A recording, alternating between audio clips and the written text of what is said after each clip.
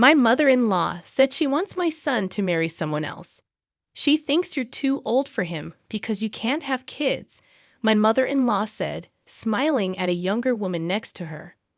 My husband, sitting silently beside her, didn't say anything. Feeling upset, I stormed out of the room. But soon after, I regretted it and wanted to make things right. I feel really bad about marrying into this family. My name's Olivia, and I'm 38 years old. I met my husband, Sam, who's 8 years younger, through a friend.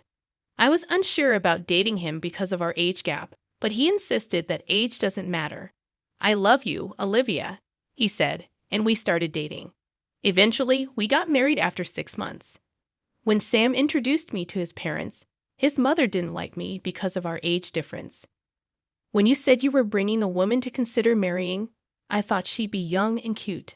38 years old, Sam. I mean, no offense, but think about it again. Younger women are usually better, she told Sam right in front of me. My father-in-law intervened, saying, if Sam thinks she's good, then she's good, right? Sorry for my wife's rude comments, Olivia. Eventually, we got their approval for our marriage. My father-in-law was good at smoothing over my mother-in-law's harsh words, making it seem like he didn't want any conflict. But after we got married, he often ignored issues, which was disappointing. Sam's family was well known as landowners in our small town, and my mother-in-law loved to brag about it. Even though she wasn't technically related by blood, she married into the family, just like me. This family is very wealthy, and Sam, being the favorite, has a charming and dreamy aura. My previous partner was very careful with money, which was tough. So Sam's relaxed and generous attitude towards money is quite attractive to me. Even though my mother-in-law reluctantly accepted our marriage after my father-in-law scolded her, she doesn't seem happy about it. She keeps telling me how a good wife should act, which is frustrating.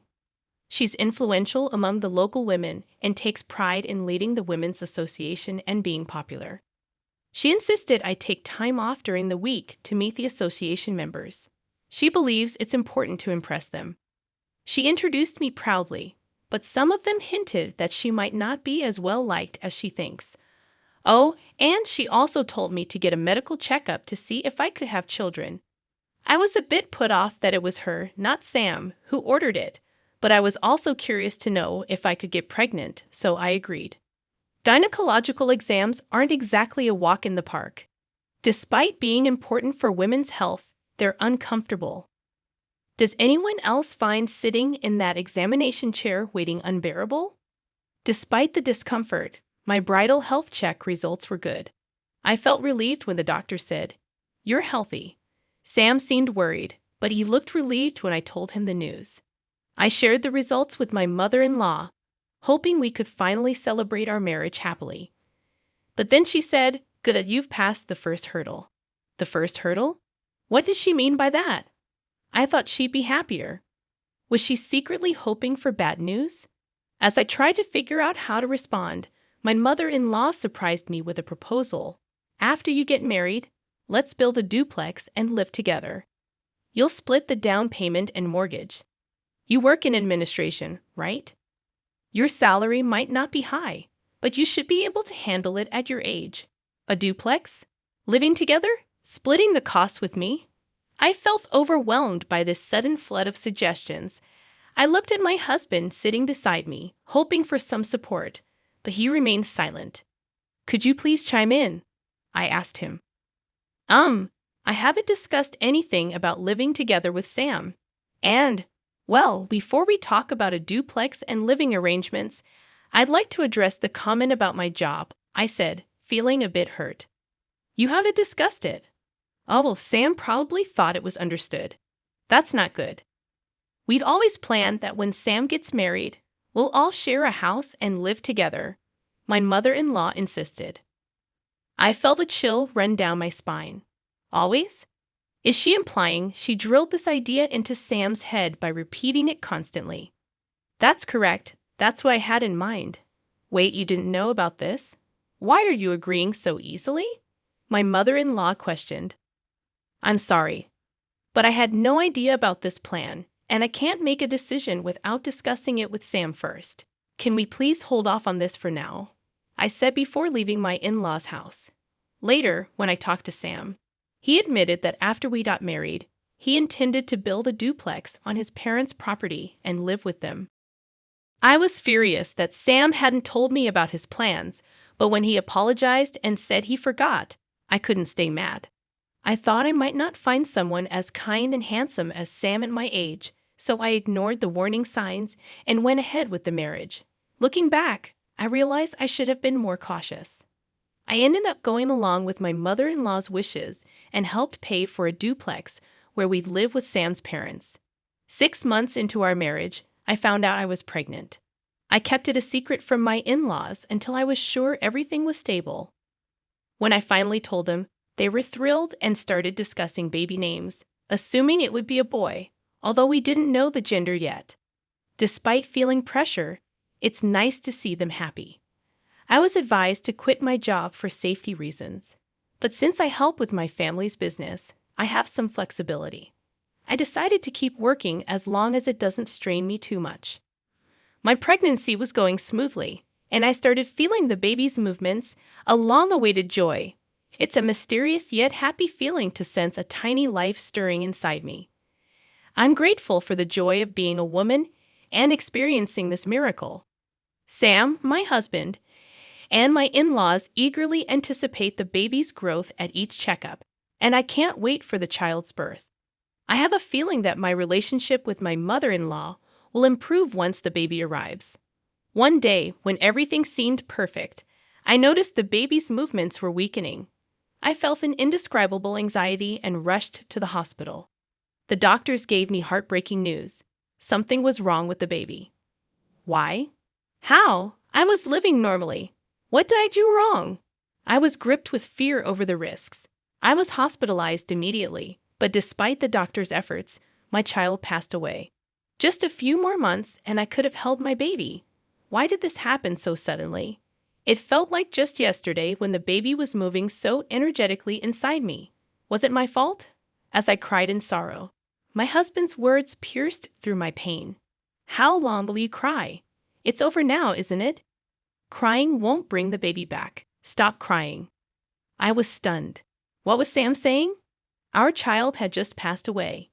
Even though I was taken aback by this cold side of Sam I had never seen before, my shattered state of mind left me unable to speak. Then came the day I was discharged from the hospital. Sam didn't come to pick me up. I managed to force a smile and reassure the nurses who were concerned about me going home alone. When I arrived home in a taxi, Sam, my mother-in-law, and an unfamiliar woman greeted me. "Welcome back. It's a shame, isn't it?" said my mother-in-law with a strange smile. "Yes," I responded, taking a seat on the living room couch as suggested. The seating arrangement was strange, with my mother-in-law and the woman sitting across from me on a bench, and Sam sitting next to them, showing no effort to comfort me or make eye contact. As my mother-in-law spoke, my heart sank. "We've talked it over with Sam. Since you can't have children anymore, we don't see the point in keeping you as our daughter-in-law. We're thinking of having this other girl marry Sam instead." Hearing those words while still reeling from the shock of losing my baby, tears filled my eyes. But I refused to let myself break down. I had to stay strong, telling myself that crying would mean giving up. I kept my head down, unable to look up. Ignoring my distress, my mother-in-law continued heartlessly. "If you're willing to work and support our family instead of having children, we might consider letting you stay. What do you think? Can I count on you to take care of us if they leave me behind?" Confusion and disbelief washed over me. Without thinking, I looked at my husband for support. But when our eyes met, Sam quickly looked away. Beside him, a woman who seemed triumphant stared back at me. I remembered her as Sam's childhood friend, introduced to me at our wedding. Seeing that my husband wouldn't even meet my gaze, I realized he's not on my side. He won't help me. A chill ran down my spine, and strangely, my mind became clear. They must have discussed this during my hospitalization.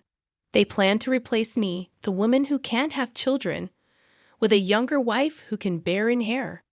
If I stay here, I'll only suffer. There's nothing for me here anymore. With newfound clarity, I addressed Sam. I understand where you stand. Let's get a divorce. Please, go and live happily with your new wife. Leaving the house, I returned to my family home. My parents, surprised but warmly welcoming, were already aware of my miscarriage.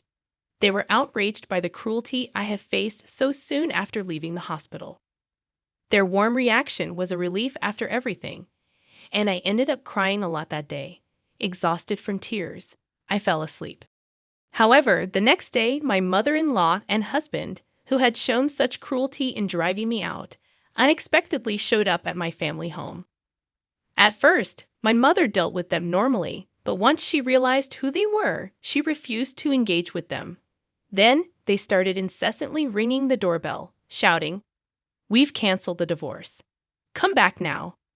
You see, my family runs a barbecue restaurant, a well-known spot that serves a globally famous brand of beer. It's frequented by many celebrities and athletes who enjoy our delicious food.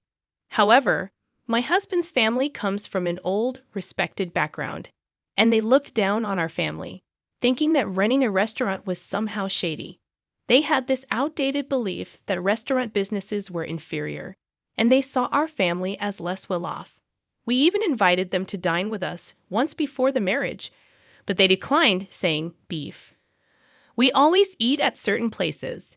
Eating meat from other restaurants gives me heartburn. Sorry."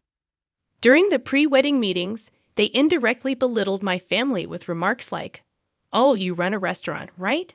That's so old-fashioned. Oh, I see, from your parents' generation. Dealing with beef, huh? Well, respectable families don't engage in such businesses." It hurt to see my parents, who had worked hard to raise me, being treated this way, but they brushed it off with a laugh, saying there are always people with narrow mindsets. On the day I left after the divorce, my husband and mother-in-law happened to see our restaurant being featured on TV. Up until then, they had shown no interest and considered my family beneath them. But they panicked when they saw the restaurant described as running its own farm that produces top-quality beef, enjoying extreme popularity with meat exported worldwide, being highly successful and lucrative. Suddenly, they tried to cozy up to me, saying, "If your family were wealthy, we wouldn't have talked about divorce. We're sorry for yesterday. We weren't thinking clearly. Please come back." After all their talk about children and heirs, was it really all about money in the end? My husband Sam and his family never asked much about my job, so I had simply told them I worked in office administration for my family's company, leading them to believe I was a low-paid and incompetent employee. Consequently, they probably assumed that asking me to pay for the house would make me give up on the marriage. In reality, I managed the meat export division of my parents' company, earning a substantial income for an office worker. Fortunately, I had saved up a good amount due to getting married later in life, allowing me to provide the money they demanded. I am also a major shareholder in the company and aspire to eventually take over my father's position to further expand the business. Despite this, they had never shown any interest or asked me about my role until it was highlighted on TV, leading to an overnight change in their treatment of me. Despite incessantly talking about wanting children, it became apparent that money was their primary concern. Their shallowness appalled me. Finally, my father, who had been silently observing the situation, lost his temper and kicked Sam and his parents out. "Thank you, Dad. You saved me," I said. My father, still seething with anger, began drinking and cursing at them. He had me explain everything from before the marriage without holding back any details, believing I couldn't handle this alone. My father promptly contacted a lawyer he knew, leading to a demand for damages since I was unjustly evicted. We also asked for reimbursement for the housing funds I had provided during our cohabitation. The claim was acknowledged, and it was decided that I would receive a refund for the expenses I covered. However, Sam alone couldn't repay the loan I had taken out, so his family home had to be sold. They had built a lavish house on rural property just for show, leaving a considerable mortgage remaining even after the sale. Moreover, the house was filled with the eccentricities of Sam's mother, making finding a buyer willing to accept it as is doubtful, suggesting that disposal could take time. Fortunately, they managed to sell some land they owned separately, allowing me to recoup my money first, which was a relief. At this point, I was grateful for marrying into a landlord's family. Sam and his parents were forced to leave their beloved two-family home and now seemed to be struggling in a rented apartment, facing difficulty repaying their loan. As for the woman who was planning to marry Sam, she was only interested because she thought she'd live in a big house and that his family was wealthy. But as soon as she found out they were going to lose the house and still be in debt, she disappeared.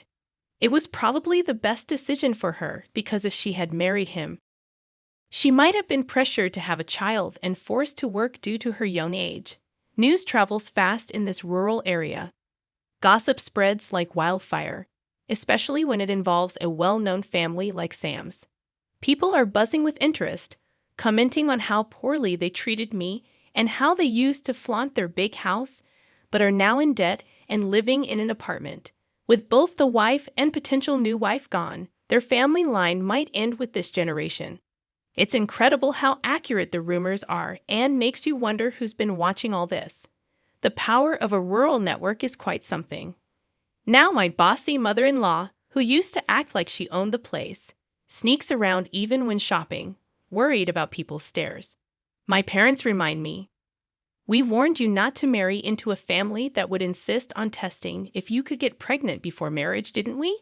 And brush off the situation. They even console me in their own way, saying, "Olivia just rushed into marriage a bit. Don't worry about it. It's fine if you stay home." They try to be understanding in their own way. Despite the troubles of being kicked out and going to court, I can see they're happy to have their daughter back home. I'm grateful for their warmth. It feels like I was just dreaming or living a nightmare during my married life. But now I'm free. I may have a divorce behind me, but I'm still in my 30s. I haven't given up on marriage. Once things settle down, I plan to work hard to find a new partner. But for now, maybe I'll focus on doing good things for my parents.